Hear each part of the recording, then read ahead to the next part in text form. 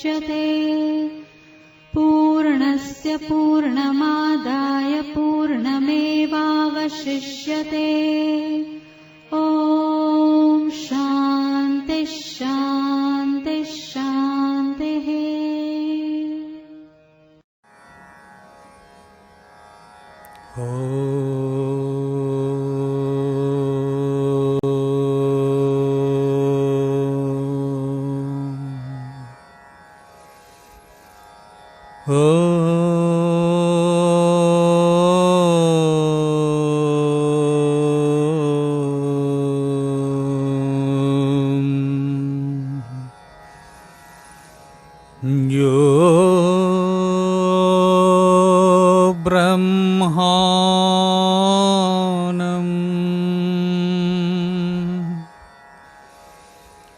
विदधाति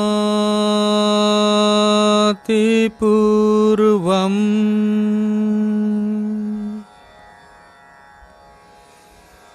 यो वै वेदांश्च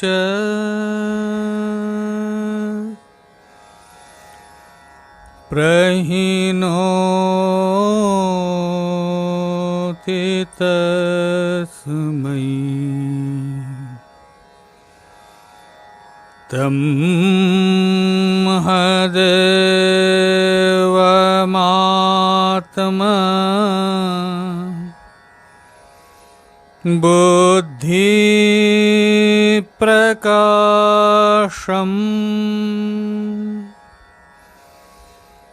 मुमुक्षुर्वै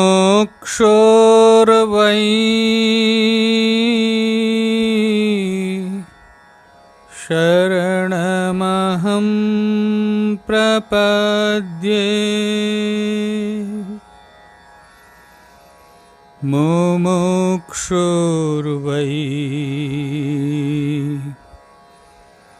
शरणमहं प्रपद्ये। सानन्दमानन्दवने वसन्तम् आनन्दकन्दं हतपापवृन्दम्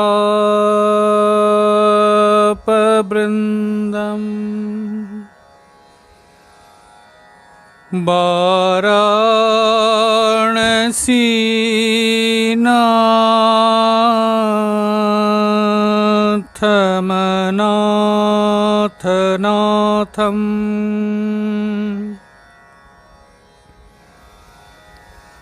श्रीविश्वनाथम्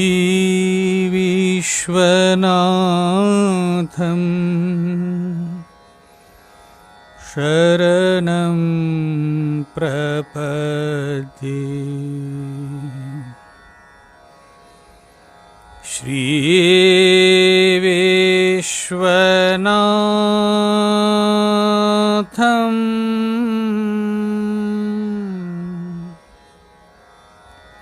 शरणं प्रपद्ये।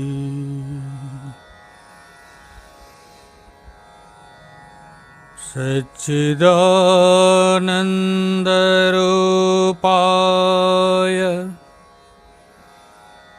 विश्वोत्पत्त्यादिहेतवे तापत्रय विनाशाय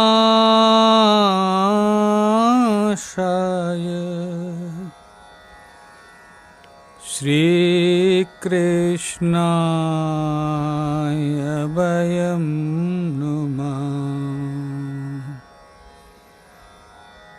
श्रीकृष्णाय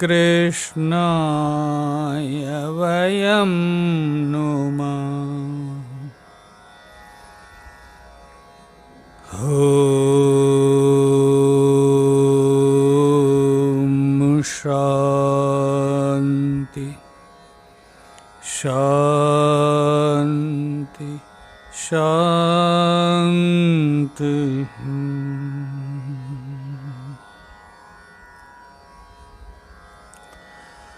नारायण नारायण नारायण। भगवत भक्तजन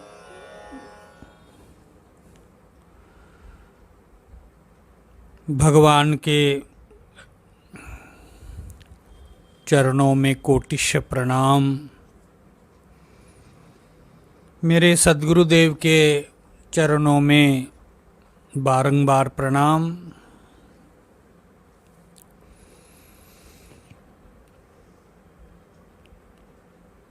सभी सत्संग भाई बहनों को सादर हरिस्मरण। भगवत भक्तजन जीवन को कैसे हम समृद्ध करें, दैवी गुणों के द्वारा। जिस गुणों को, जिस संपदाओं को जीवन में प्रतिष्ठित करने पर जीवन बड़ा मधुर होता है, परमात्मा तत्व को प्राप्त करने की योग्यता को प्राप्त करते हैं, व्यवहारिक जीवन में भी वो सुखी और शांति को प्राप्त करते हैं, सुखी होते हैं। मनुष्य मात्र के लिए ध्येय यही है कि हम किसी न किसी प्रकार से सुख को प्राप्त करें, शांति हमारे जीवन में प्रतिष्ठित हो। और इसीलिए जब से होश आया तब से लेकर के आज तक ये जो दौड़ा दौड़ी भागम भाग कर रहे हैं, सुख पाने के लिए ही, जीवन में शांति आए, इससे अतिरिक्त और कुछ है क्या? परंतु शास्त्र भगवद गीता हमारे जीवन में एक दिशा दे रहे हैं। केवल भौतिक उन्नति के द्वारा, वैभव के द्वारा, सामाजिक प्रतिष्ठा, सामाजिक पद को प्राप्त करने से व्यक्ति सुखी नहीं होते हैं, न कि शांति को प्राप्त कर सकते। मनुष्य के जीवन में कुछ दैवी गुणों को प्रतिष्ठित करना है, ग्रहण करना है, जिसके द्वारा वो वैयक्तिक जीवन, व्यक्तिगत जीवन, पारिवारिक जीवन, राष्ट्रीय जीवन में भी वो सुखी और सफल होते हैं। उसी की चर्चा हम कर रहे हैं। नारायण। दैवासुर संपद विभाग योगिक भगवद गीता के 16 अध्याय के द्वारा प्रथम श्लोक का विवेचन हुआ। द्वितीय श्लोक का चिंतन चल रहे हैं। कल हम लोगों ने अपैशुनम शब्द तक, द्वितीय मंत्र के प्रथम चरण तक व्याख्यान किया। आइए पहले द्वितीय श्लोक का उच्चारण करते हैं।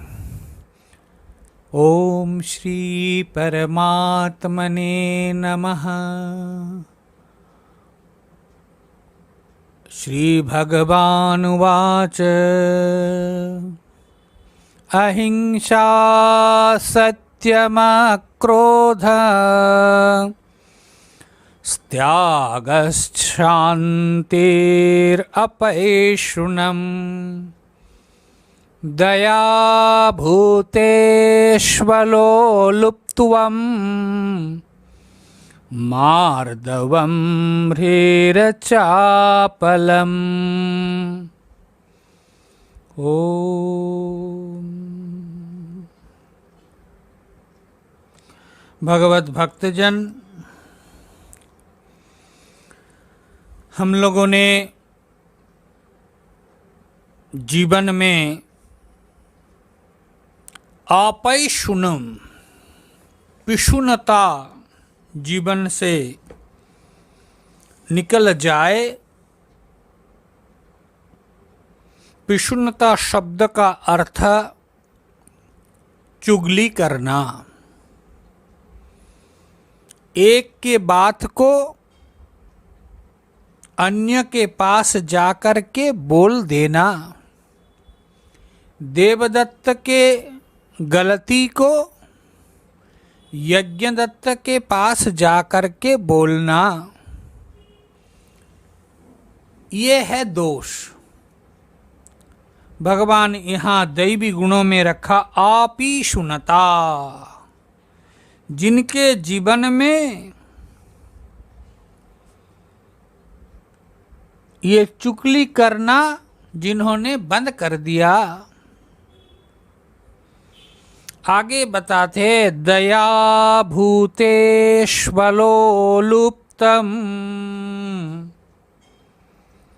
दया दुखी प्राणियों के ऊपर उपकार करने का जो भाव है वही दया है। दान और दया में भी अंतर है। दान के चिंतन हम लोगों ने किया, दानम दमश्च यज्ञस्य प्रथम मंत्र में। दान में देश, काल और पात्रता को देखा जाता है, दया में देश, काल, पात्रता नहीं देखते। देखो, गरम कपड़े अथवा तो कंबल आप माघ के महीने में दान कर सकते, दे सकते,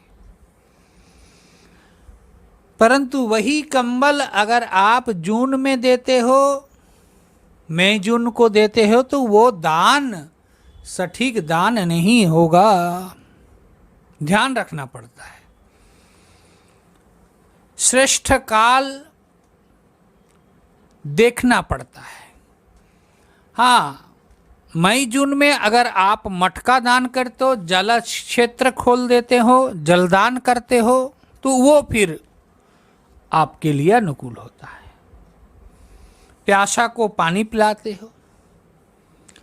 परंतु यहाँ दया शब्द है। दया जो है किसी स्थान, काल और पात्रता की जरूरत नहीं है।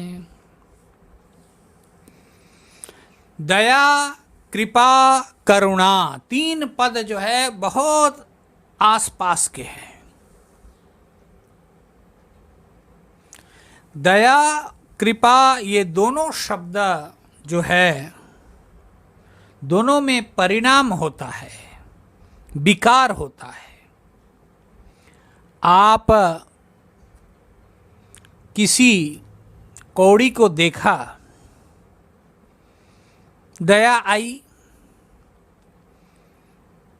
उनको घर ले आए, स्नान कराए, दवा दिए, भोजन कराए,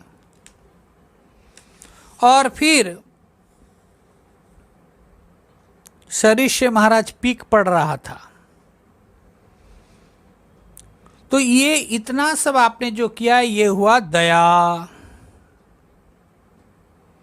दया सत्व गुण थी उस समय। फिर अभिमान आ गया कि मैं तो बड़ा दयालु हूं, इस कौड़ी को भला किया, ये हो गया रजोगुण। ध्यान में आ रहे? और फिर वो जो थूक दे दिया, पीक पड़ रहा है, इसको देख करके उसके प्रति घृणा हुई ये हो गया तमगुण। तो ये देखिए परिणामी विकारी है। सत्वगुण अभिमान हुआ तो रजगुण, और उसी में घृणा उत्पन्न हुई तो तमगुण, तामस। इसलिए दया सात्विक, राजस और तामस होता है। इसीलिए मैंने कहा दया और कृपा दोनों परिणामी है, बदलने वाला है, बदलती रहती है। परंतु करुणा कभी भी नहीं बदलती है। इसलिए महाराज दया जीवन का, मनुष्य का ऐसा एक स्वभाव है जिसके द्वारा वो जीवन में बड़ा दिव्यता का अनुभव कर सकते हैं, करते हैं। इसलिए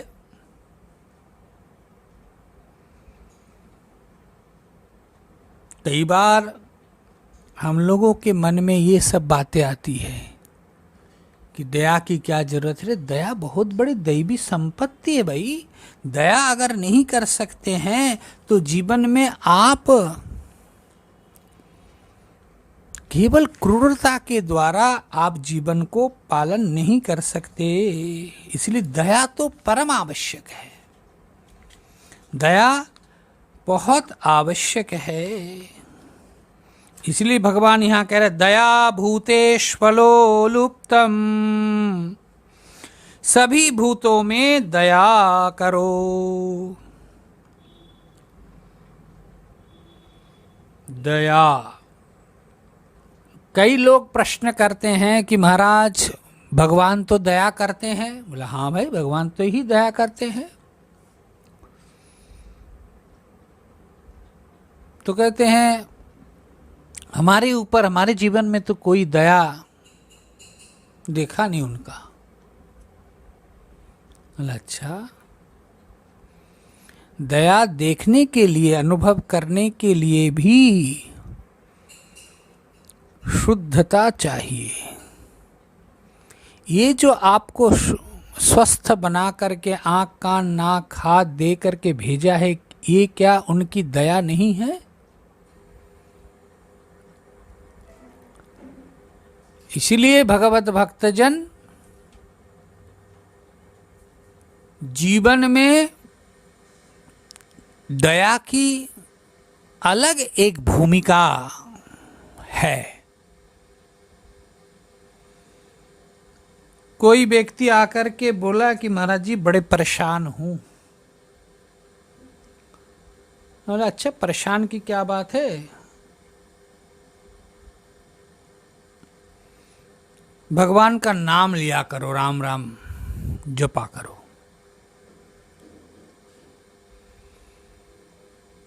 बोल करके चला गया। 6-7 महीना बाद फिर मिलन हुआ। मैंने पूछा क्या है भाई, कैसे हो? तो कहते महाराज जी और ज्यादा बिगड़ गया परिस्थिति। पहले जब राम राम नहीं करते थे उस समय तो उतना नहीं था, अभी तो और ज्यादा ही परिस्थिति खराब है। भगवान की दया कहाँ है महाराज? भगवत भक्तजन दया तो है, परंतु दया के लिए जो साधन हमने बतलाया उस पर जीवन को उत्सर्गित किया कि नहीं, न्योछावर किया कि नहीं? राम राम राम राम राम राम करने पर ही दया आपको मिल जाए ऐसे तो नहीं है। वो राम राम आंतरिक हृदय से, विश्वास से भर करके, परम आत्मीयता के साथ, परम निर्भरता के साथ कर पा रहे कि नहीं?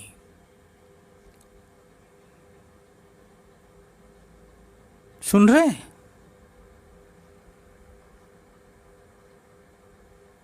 इसीलिए भगवान भक्तजन, भगवान का जो याद आपने किया वो किस ढंग से किया? जैसे जैसे आप याद करते हो, याद का ही विपरीत है दया। याद दया। इसलिए दया को अगर पाना चाहते हैं तो याद बड़े हृदय से हो, बड़े भाव से हो, बड़े प्रेम से हो, बड़े निर्भरता के साथ हो, दृढ़ विश्वास के साथ हो। अन्यथा कैसे आपको पता चलेगा? यदि नाथ का नाम है दयानिधि तो दया करेंगे कभी न कभी। यदि नाथ का नाम है दयानिधि तो दया करेंगे कभी न कभी। दृढ़ भरोसा कर जो जपे हरि, जो भजे हरि को सदा सदा। दृढ़ भरोसा करके जो जपे हरि, जो भजे हरि को सदा सदा। यदि नाथ का नाम है दयानिधि तो दया करेंगे कभी न कभी। यदि नाथ को नाम है दयानिधि तब दया करेंगे कभी न कभी। इसलिए भगवत भक्तजन, दया को हम पाने के लिए हमने क्या याद उनको किया? इसलिए दया उनके हमारे जीवन में आए, हम भी कुछ दया के पात्रता हमारे में आए, योग्यता आए और हम भी दया करें। इस प्रकार से भगवत भक्तजन नाम जप, नाम स्मरण एक दृढ़ विश्वास के साथ हो, नहीं तो कैसे भगवत भक्तजन दया को आप प्राप्त करेंगे? सीता जी अशोक वाटिका में परेशान थी। जब दिन रात भगवान का जप करते थे, राम राम राम के स्मरण में डूबे रहती थी, फिर भी उनके जीवन में इतना आपत्ति, राक्षसों के घेरे हुए थे, राक्षसों के द्वारा प्रताड़ित थे, तो भगवान नाम कैसे उनको रक्षा किया? ये प्रश्न कई लोगों के मन में होता है।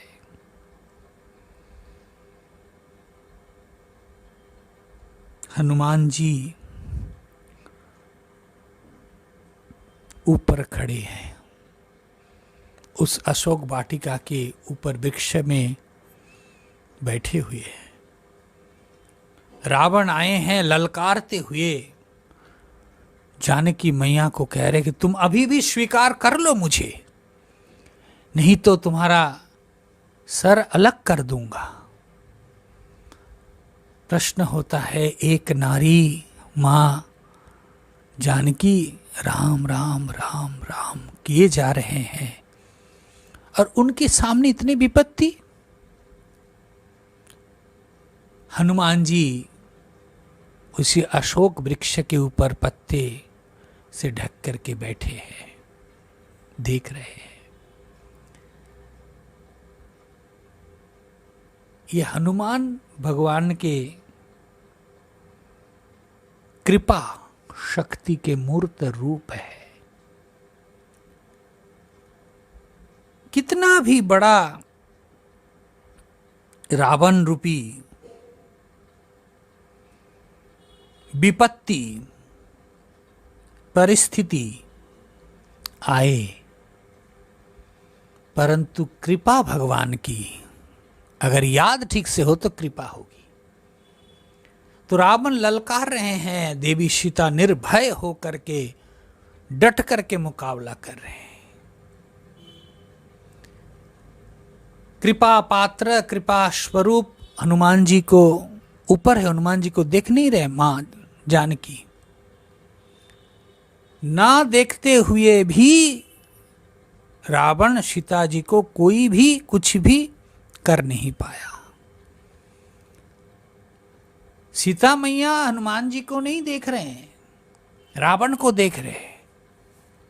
भगवत भक्त जन कहने का तात्पर्य परिस्थिति सामने खड़ी होती है, दिखती है, भगवान की कृपा दिखता नहीं है, वो बरसती है। ठीक उसी प्रकार नारायण परिस्थिति सामने होने के कारण वो तो दिख जाता है, कृपा तो सर के ऊपर होता है। नारायण कृपा होती है ये, इसीलिए बहुत भरोसा के साथ जीवन में दया प्राप्त करने के लिए नाम स्मरण हो। जो भजे हरि को सदा सोई परम पद पावेगा, सोई परम पद पावेगा। जो भजे हरि को सदा, कितना सुंदर। इसलिए भगवत भक्तजन भक्ति करत बिन जतन प्रयासा, संसृति मूल अविद्या नासा। भक्ति करत बिन जतन प्रयासा, संसृति मूल अविद्या नासा। इसीलिए महाराज खूब अंदर से नामस्मरण हो तो ही जीवन में दया के पात्र बनने से आपके ऊपर भगवान की दया, और आप भी हम भी दया करें। दया के बिना जीवन सफल नहीं होता है। जरूरतमंदों को देख करके दया करो, और वो दया में किसी भी प्रकार के अभिमान को स्थान न दो, घृणा का कोई प्रक्षेप न हो। इस भाव से करो कि ये हमारे जीवन के लिए जरूरी है। पात्र कोई भी हो, कहीं भी आप दया करो, परंतु ये हमें मौका मिला, हमें करना है। इस प्रकार से भगवत भक्तजन दया जीवन में आवश्यक है। उस दिन मैं द की कथा आपको सुनाए कि दयाध्वम, दया करो। ये जो 3 द का उपदेश प्रजापिता ब्रह्मा जी ने दिया देवता मानव और दानव को, द से दयाध्वम, दया करो। द से दान, दत्त, दान करो। द से दम्यत, दमन करो। तो ये दयाध्वम, दया करो, दया करो, ये एक दैवी गुण है, और दया के द्वारा ही हम अपने जीवन को उस परम लक्ष्य की ओर ले जा सकते हैं। श्री भगवत भक्तजन दयध्वम दयध्वम सर्वभूतेषु, दया सभी भूतों में दया करो। अपने सगे संबंधियों में ही केवल नहीं, अपरिचित जरूरतमंदों को आप दया करो। इसलिए भगवत भक्तजन, ईश्वर ही केवल हमारे ऊपर दया करेंगे ये नहीं, आपको भी जीवन में दया प्रतिष्ठित करना है। ये दैवी गुण जितने जितने हमारे अंदर आते हैं तो ये जीवन को, व्यक्तित्व को बदल देते हैं। विचार को बदलो तो जीवन ही बदल जाए। देखिए, एक कुंभकार, दो मित्र थे। आप दोनों मित्र में एक मित्र जो है कुम्हार था, वो क्या है, मिट्टी का बर्तन वगैरह बनाते थे। तो एक दिन मित्र देखा कि वो जो कुम्हार मित्र है, दोस्त है, वो चिलम बना रहे हैं। बोला, अरे आप ये क्या बना रहे? बोले, मैं चिलम बना रहा हूँ। आजकल लोग बहुत नशा करते हैं, नशा, जैसे चिलम की बिक्री बहुत है, इसीलिए मैं चिलम बना रहा हूँ। तो वो दोस्त मित्र कहते, अरे ना ना, चिलम मत बनाओ, ये क्या है? अरे गर्मी का दिन है, जेठ का महीना है, सुराही बनाओ, मटका बनाओ। अब उनके मन को कैसे भा गया। अब वो दूसरे दिन से चिलम बनाना छोड़ दिया और मटका बनाने लग गए, सुराही बनाने लग गए। आप सुराही बना रहे तो मिट्टी आप कहने लगे, मिट्टी कहने लगे, क्या बात है, आप सुराही बनाने लग गए चिलम छोड़ करके? मिट्टी कह रहे, कहते हाँ, मेरा विचार बदल गया, मेरा विचार बदल गया। मिट्टी कह रहे हैं कि आपके तो केवल विचार ही बदल गया, परंतु मेरा तो जीवन ही बदल गया। पहले चिलम मैं खुद भी जलता था और अन्य को भी जलाता था नशे के अंदर, और सुराही जब आप बनाना शुरू किया, मैं बदल गया कि क्योंकि मैं शीतल जल रखता हूं और शीतल जल मैं देता हूं, मेरा तो जीवन ही बदल गया। तो जीवन को अगर बदलना चाहते हैं नारायण, तब तो भाई जीवन में ये दया, ये सद्वृत्ति, ये दैव गुणों को जरूर से जीवन में प्रतिष्ठित करे। इसलिए भगवान श्री कृष्ण कहते हैं, दया भूतेषु, सभी भूतों में दया करो। देखिए, मैं आपके सामने दृष्टांत दिया कि आप जितना जैसे जैसे भरोसा हो करके याद करोगे, अगर आपने याद किया होता तो उनकी दया जरूर मिलती है। तो आपके याद के ऊपर उनकी दया, परंतु कभी कभी आपको भी भगवान से प्रार्थना करना है कि हे प्रभु, हमारे जीवन में आप दया का विस्तार करो। कल मैंने आपके सामने जगत गुरु आद्य शंकराचार्य जी के स्तोत्र को उठाया था।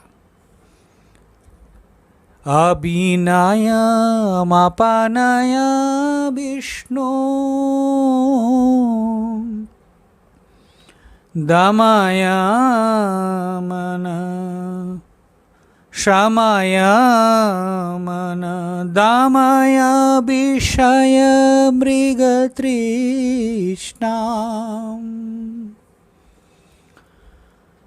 भूतदया विस्तारय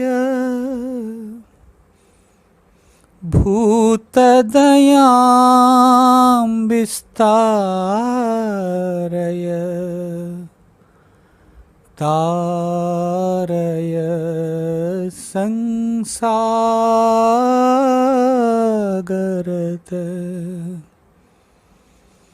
भूतदयां विस्तारय। हे भगवान, मेरे अंदर सभी भूतों के प्रति दया भाव को विस्तार करो, बढ़ा दो, और इस रूप से तुम तारय भव संसागर, इस भव संसार से आप मुझे तार दो, पार कर दो। तो दया भाव ईश्वर से प्रार्थना करो कि दया भाव का विस्तार हमारे जीवन में हो। दया भूतेष्वलोलुप्तम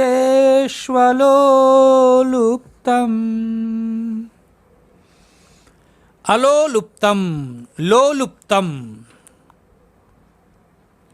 लोलुप्त्व का मतलब होता है इंद्रियों के सामने उत्तम भोग विषय आने पर भी जिनके जीवन में कोई विकार उत्पन्न नहीं होता, वो है आललुप्तता। अर्थात लोलुप्तता शब्द का अर्थ है ग्रीड, लोभ। जीवन में लोभ भी नहीं करना चाहिए। जो भी चीज देखे यह मेरा हो जाए, यह मेरा हो जाए, यह मेरा हो जाए, ये लोलुपता है। भगवत भक्तजन, विषय सन्निधि होने पर भी चित्त अगर अविक्रिय है तो समझना है कि आप आलोलुप्तम हुए। अन्यथा जीवन में तो लोभ है ही महाराज, लोभ की तो कोई कमी नहीं है महाराज। ये खाओ, ये करूं, इंद्रिय में विकार ही ये लोलुप्तता है, और विकार न होना यही आललुप्तता है।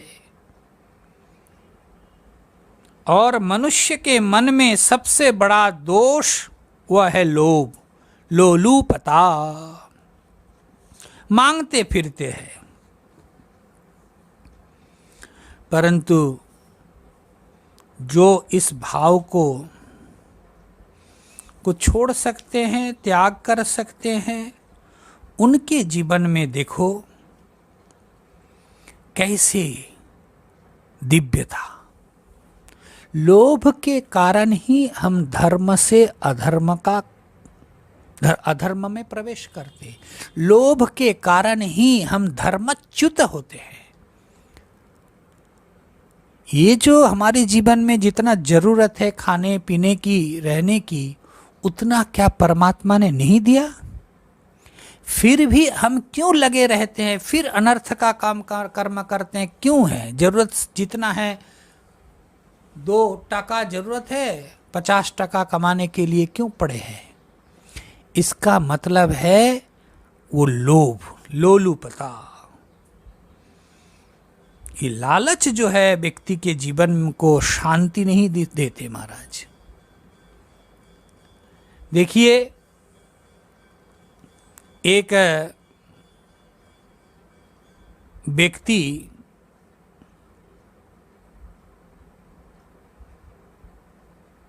अपने जीवन में कुछ पाना चाहते हैं तो 5 घोड़े खरीद करके लाए, बछड़ा, और वो जब बड़ा हो गया तो वो बाजार में ले जा रहे थे, जंगल के रास्ते से ले जा रहे थे। डाकुओं ने देखा तो सारा घोड़ा लेकर के चले गए, और बेचारे के मन में जो प्लानिंग किया था वो सब गड़बड़ा गए, और चिल्ला चिल्ला कर रोने लगे और कहने लगे कोई तो मुझे हेल्प करो, कोई मुझे सहायता करो। तो जंगल में जिस जगह पे हुआ था उसी पास में एक बड़गद का पेड़ है, उसमें एक दैत्य का निवास है। कोई आपद देवता, अब जब वो अकेला बेचारा पुकारा तो वो नीचे उतर आए, कहते क्या हुआ, कहते सुना कैसे से, बोले ठीक है। तो वो अपने अंगूठी को निकाल करके घिसने लगा तो वो 5 घोड़ा आ गए, बोले ये लो।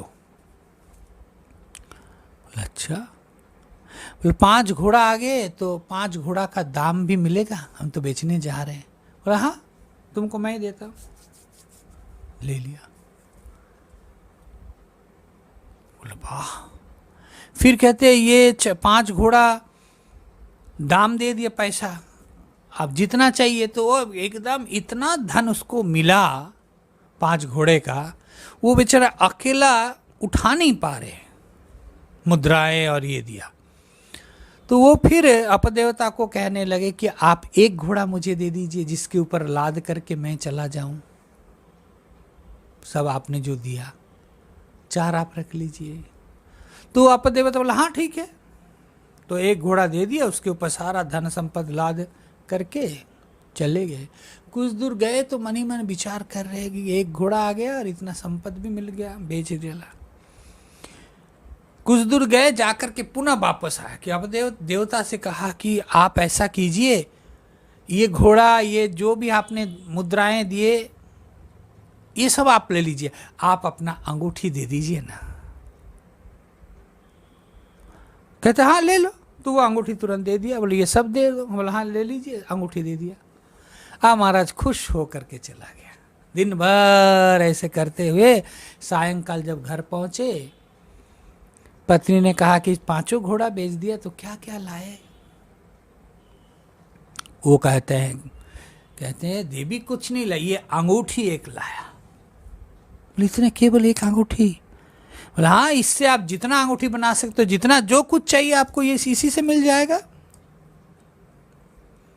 बोला अच्छा, बोले क्या चाहिए बोलो। तो उन्होंने बोला कि ये दो ये दो। अब अंगूठी महाराज घिस रहे हैं, कुछ भी नहीं है, ना घोड़ा है, ना मुद्रा है, ना अन्य मनचाह चीजें हैं। कपाल फोड़ने लगा महाराज। तो देखिए, कहने का तात्पर्य, पहले जब उनको घोड़ा दिया 1 और उसमें सारे मुद्राएं वो तो लेके आ रहा था, परंतु उनके मन में आया कि इससे ज्यादा तो ये फायदा है, अंगूठी से जो भी चाहो वही निकल आएगा। तो ये जो लोभ अति हो गया, तो इसी के कारण उनको पता ही नहीं था कि ये अंगूठी उससे अलग होते ही, उनके पास जाते ही वो काम करना बंद कर देगा। लालच के कारण, लोभ के कारण वो समझ ही नहीं पाए। इसीलिए भगवत भक्तजन जीवन में लोलुपता, लोभ पर विजय करना चाहिए। तृष्णा न जीर्णा वयमेव जीर्णा, भोगान भुक्ता वयमेव भुक्ता, कालो न जातो वयमेव जाता, तपो न तप्तम वयमेव तप्ता। भोग तो हम भोग नहीं पाए, हम भोगे गए। पूरी हलवा तो हम खत्म नहीं कर पाए, श्वास ही खत्म हो गया। तपस्या तो हम कर नहीं पाए, परंतु खुद ही तप गए। देखो भर्तृहरि जी महाराज क्या लिखते हैं, समय तो बीता नहीं परंतु हम ही बीत गए। और महाराज ये है जीवन की कथा। इसलिए जीवन में अगर लोभ को आप विजय नहीं कर पाए तो जीवन में क्या कर पाएंगे। उसी लोभ के कारण हम दर दर भटकते हैं। बहुत कुछ होते हुए भी हम भिखारी जैसा ढूंढते रहते हैं। इसीलिए जो हाथ फैला करके बैठे हैं मंदिरों के सामने, वही भिखारी है, वो नहीं है। ये जो हम बढ़िया वस्त्र पहन करके घूम रहे हैं ना, हमारे अंदर वो भिखारी बैठी हुई है। प्रेम दे दो, प्यार दे दो, मान्यता दे दो, ये सब लोभ ही तो है। इसीलिए भगवत भक्तजन, ये लोभ जीवन में ना हो। और लोभ ऐसा है कि हम सुखी भी हो नहीं पाते हैं। हम प्लानिंग करते इतना हो जाए, ये हो जाए, वो हो जाए तो हम सुखी होंगे, तो ये हो जाए, ये हो जाए, ये लोभ के कारण। Grid is a source of unhappy. इसलिए भगवत भक्तजन, लोभ के द्वारा जीवन में आप कुछ भी हासिल नहीं कर सकते हैं। देखो, जो लोग विदेशों में गया, वो क्रेज तो कम हो गया अभी, वो तो गए नौकरी बढ़िया, अब नौकरी मिल गया, सब हो गया, भाई ठीक ठाक तो हो, बोला हाँ ठीक है, अब कोशिश है कि 5 साल कुछ बीत जाए तो हम ग्रीन कार्ड हमें मिल जाए, रेसिडेंट, हम यहाँ के निवासी बन जाएं। बस देखो, नौकरी मिल गया बढ़िया, खुश नहीं है। उनके अंदर एक लोभ आ गया कि ग्रीन कार्ड मुझे मिल जाए। अब ग्रीन कार्ड भी मिल गया महाराज, अब तो खुश हो। कहता हाँ, अब यहाँ परिवार बस जाए महाराज, है ना, सब ग्रीन कार्ड हो गया, मैं तो सिटीजनशिप यहाँ के मिल गया मेरे को। अब एक पत्नी, अब पत्नी भी आ गई महाराज, सब आ गया, अब खुश हो। बस बच्चे को बड़ा करना एक तो टेंशन होता है इस देश में, और वो ठीक ठाक से बड़ा हो जाए। बच्चे भी बड़ा हो गया महाराज, अब खुश। इसीलिए देखो, लोभ कहां से कहां पहुंचा देते हैं। तो इसीलिए लोभ के कारण ही हम सुख को भी पोस्टपोन करते रहते हैं। लोभ को अगर जीतना है, तब तुम्हारा जीवन में त्याग की अभ्यास करो, छोड़ने की अभ्यास करो, त्यागने की अभ्यास करो। इस प्रकार से महाराज जीवन में दया की परम प्रयोजनीयता भगवान श्री कृष्ण बतला रहे हैं। अब कहते हैं मार्दबम। मार्दबम शब्द का अर्थ होता है मृदु व्यवहार। मृदु व्यवहार। मार्दबम का अर्थ है हृदय की कोमलता। सबसे ऐसा व्यवहार करो कि लोग आप उनके पास से चले जाओ अथवा आपसे वो निकल जाए तो आपको ये याद करते रहे। जीवन में एक कोमलता हो, कठोरता जीवन की रस को सुखा देते हैं नारायण। वो खुद भी रसीला नहीं रह पाता है, ना दूसरों को रस दे सकते हैं। जो कड़ा है वो मरा है महाराज, और जो नरम है वो टिका है। इसलिए मर्द, मर्दनात मर्द, जो खूब खूब जिसे रोया जाए, रोंदा जाए, थोपी जाए, पीटा जाए, वही महाराज मर्द शब्द का अर्थ है। देखो, पुरानी कथा है, ऋषिकेश के झाड़ी में एक महात्मा जी रहते थे, बहुत तपस्वी संत थे। वो जब 97 उनका उम्र, वो सब चलने के लिए तैयार है, भक्त लोग सब आ गए हैं, भगवान के धाम जाने के लिए। वो वृद्ध आज मुमूर्षु हो गए। सभी भक्तों ने घेर करके बैठा है, सबके मन में दुख है। किसी भक्त ने उनसे हाथ जोड़ करके प्रार्थना किया कि महाराज जी, जाते जाते आप कुछ हमें उपदेश दे के जाओ। तो वो वृद्ध संत ने सुना, सुन करके मुंह को फाड़ा, ऐसे किया। कहते हैं कि इसमें दांत है? आप देख करके कहा कि नहीं महाराज जी एक भी दांत नहीं है, सब दांत गिर गए महाराज। अच्छा जीवा है, जीव है, आंख है, हाँ जीव तो है, टांग, बोला अच्छा। चुप हो गए महाराज जी। थोड़ी देर में कहते आप लोग समझ ही गए होंगे मैं क्या कहना चाहता हूं, उपदेश के लिए जो आप कह रहे थे। बोले जो कड़ा है वो मरा है, वो टिकता नहीं है, जो नरम है वही टिकता है। देखो दांत तो कितना कड़ा है, परंतु वो एक भी अभी नहीं है। जीव तो महाराज दांत के भी पहले से ही है, और वो अभी भी है, क्योंकि जीव में एक कमनीयता है, एक नम्रता है। इस प्रकार से महाराज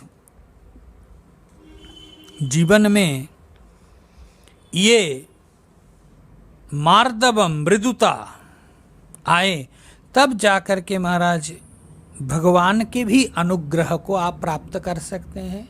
विवेक चूड़ामणि में भगवान ने कहा दैवानुग्रह हेतुकम मनुष्यत्वम मुमुक्षुत्वम महापुरुष संशय। ये महापुरुषों के सन्निधि में आने से ये जो दैवी गुणों को जीवन में प्रतिष्ठित करना चाहिए, क्यों, ये समझ में आ जाता है।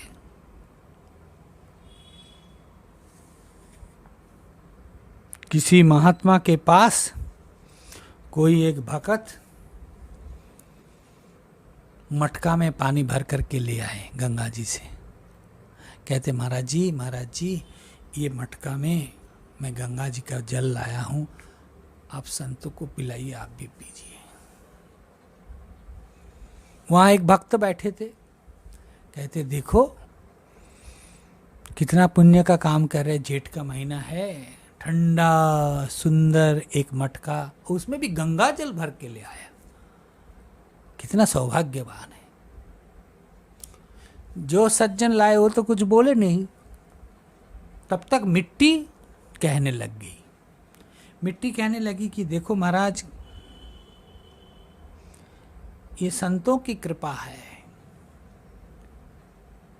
एक दिन मैं देखता हूं कुल्हाड़ लेकर के, फावड़ा लेकर के एक सज्जन आए और मेरे ऊपर एक के बाद एक कुल्हाड़, एक के बाद एक फावड़ा चला करके मिट्टी भर करके ले गया।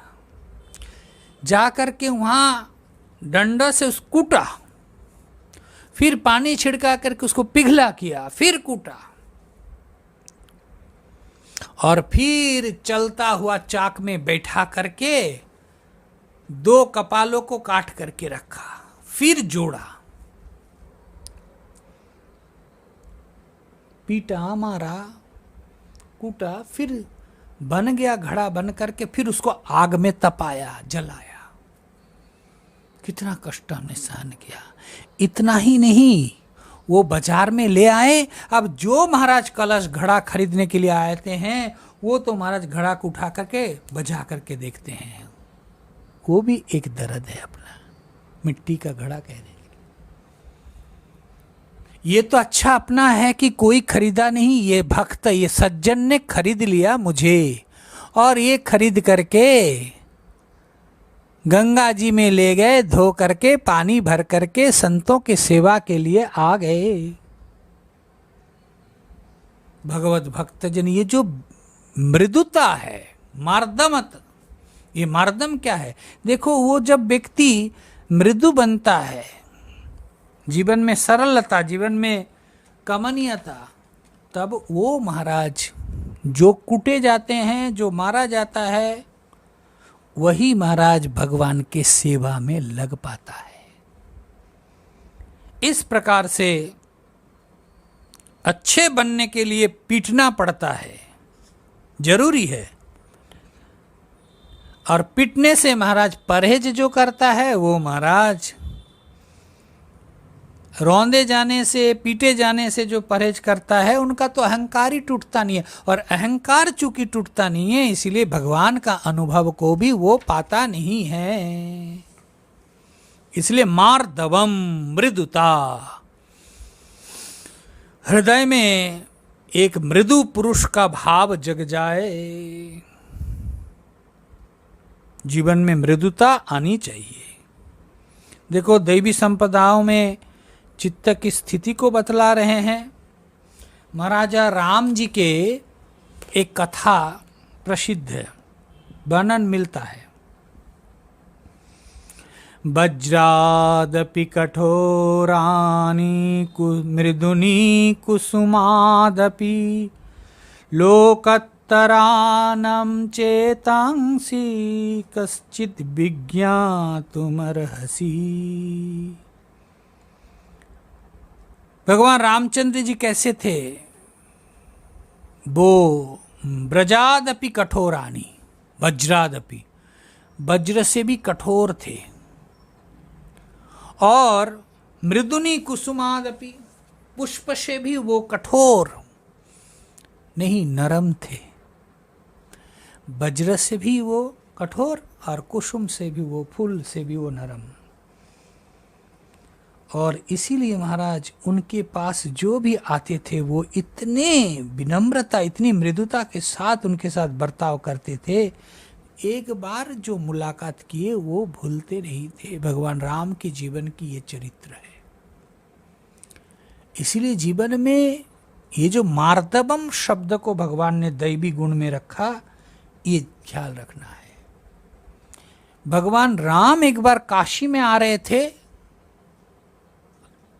काशी नरेश से मिलने के लिए, और इधर काशी नरेश जा रहे थे अयोध्या जी में भगवान राम से मिलने के लिए।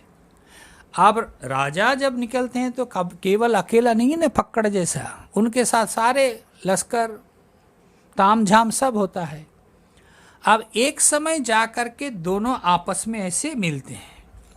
अब इनकी भी सेना और घोड़े और ये तामझाम, उनका भी, राम का भी, भगवान राम के भी। अब महाराज आमने सामने हुआ तो कौन मुड़ेगा, ये कौन हटेगा? रास्ता तो दोनों को चाहिए। अब झटपट काशी नरेश के सेनापति और सैन्य के प्रमुख जाकर के निवेदन किया कि आप तुरंत इसको साइड करो, क्योंकि ये काशी नरेश का यात्रा निकल रहे हैं, आए। अब उनको तो पता नहीं कि राम के ये रथ सामने है। भगवान राम के पास पहुंचे ये बात कि हमको मोड़ने के लिए बोला जा रहा है। अरे हम भी तो, आप भी तो अयोध्या के नरेश है। कहते कोई बात नहीं, रघुकुल रीत, ये रघुकुल का रीति है। भगवान राम रथ से उतरे और सेनाओं को कहा कि इनको रास्ता दो, और खुद चल करके आए अयोध्या नरेश के पास, उनके रथ के सामने आकर के प्रणाम किया कि आपको स्वागत है, आप चलिए। तो ये देखो दोनों ही नरेश युद्ध से बच गया। नहीं तो आप रास्ता छोड़ो, अयोध्या नरेश की ओर से वार्ता दिया था, आप रास्ता छोड़ो या तो लड़ाई करो। और भगवान राम की मृदुता के कारण वो लड़ाई ही बंद हो गया।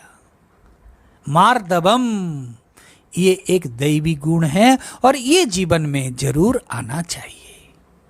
इसलिए भगवत भक्तजन भगवान ने बहुत विचार करके एक एक पंक्तियों को, एक एक बिंदुओं को रखा कि जीवन को आप किस किस पुष्पों से सजा सकते, और ये पुष्प अगर आपके जीवन में हो तो कोई भी आसुरी भाव आपके चित्त में पनप नहीं सकते, कोई भी आसुरी वृत्ति आपके चित्त को दुर्गंधित नहीं कर सकते। यही है दैवी संपदाओं की विशेषता।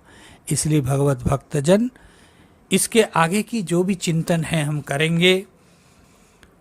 दया भूते श्वलोलुप्तम मार्दवम ह्रीर चापलम, ह्रीर अचापलताम, ये सब कल हम बोलेंगे। आज यही समाप्त करते हैं।